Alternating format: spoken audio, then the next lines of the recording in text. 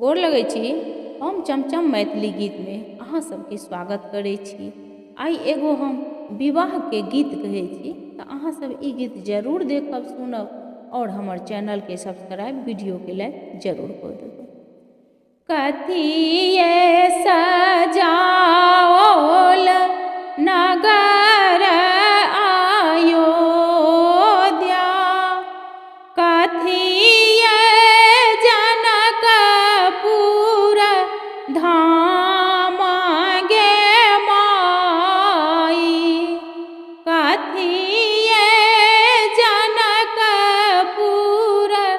धाम गे माई, कथिए सजाओल सिया जी के माड़ब,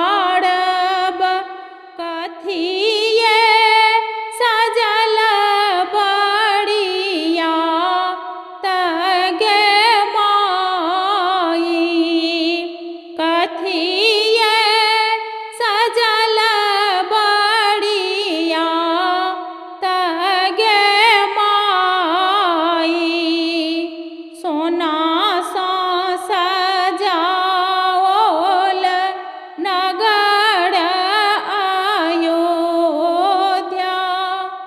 रूपे जनकपुर धाम गे माई, हीरा